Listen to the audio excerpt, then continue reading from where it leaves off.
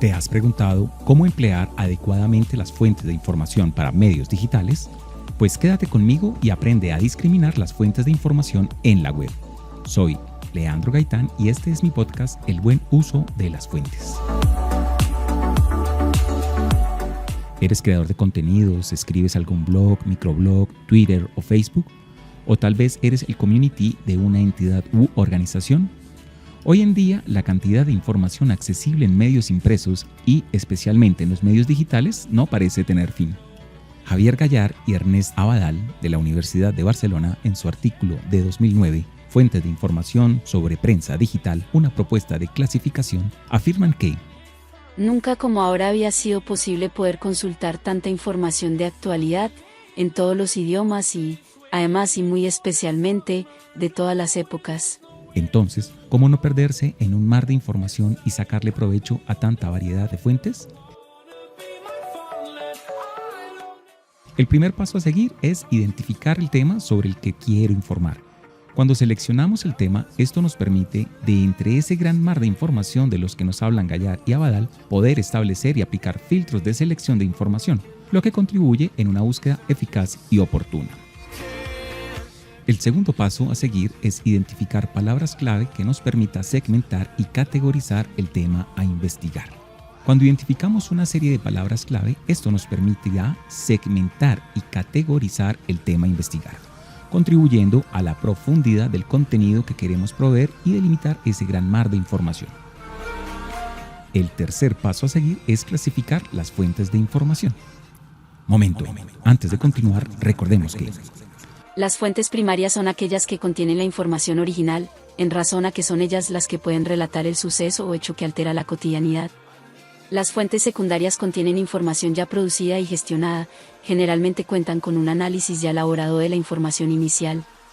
Las fuentes terciarias son aquellas que tienen un alto grado de manipulación o manejo de la información, pueden ser informes, testimonios de terceras personas o información provista en plataformas digitales como redes sociales, blogs u otros repositorios de información digital que hacen referencia indirecta a fuentes primarias y secundarias. Y las fuentes especializadas, como su tipología lo indica, son aquellas en las que la información es técnica, científica, de conocimiento profundo y analítico, por tanto, son fuentes específicas que atienden a temas puntuales o particulares.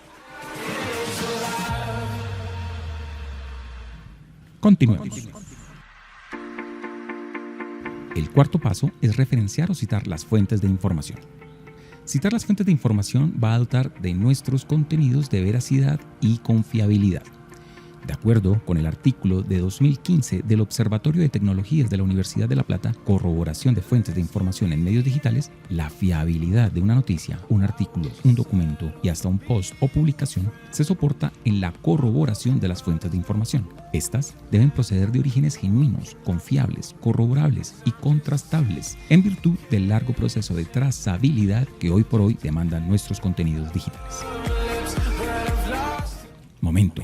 Antes de continuar, recordemos que en la actualidad hay muchas maneras de citar fuentes a través de modelos, modos o estilos mundialmente reconocidos, y tal vez el más generalizado en el campo de las ciencias sociales es el APA o el conjunto de estándares de la Asociación Americana de Psicología.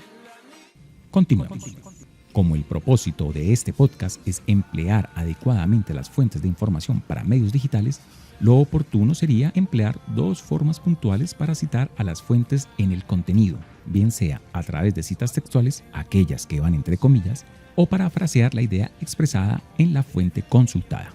Pero más allá de estas dos alternativas, lo que se debe tener muy en cuenta es que dicha cita esté referenciada, es decir, que detalle el lugar del que se extrajo, y lo mejor es emplear enlaces o vínculos que permita al lector ir directamente a la fuente de información, bien sea un autor, medio o sitio oficial de donde se extrajo dicha información. Momento. Antes de continuar es importante tener en cuenta que no solo debemos citar los textos de los autores, medios o sitios oficiales, sino también toda foto, audio, video, cuadro, tabla o recurso que no sea propio y que haya sido tomado de un tercero, y no solo por asuntos legales y de derecho de autor, sino por la veracidad y profundidad de nuestros contenidos. continuemos. El quinto paso a seguir es el empleo de la pirámide invertida. De acuerdo con Ionos, el mayor proveedor de hosting y cloud en Europa y con más de 12 millones de dominios en todo el mundo, el uso del esquema de pirámide invertida tiene la finalidad de no perder al lector.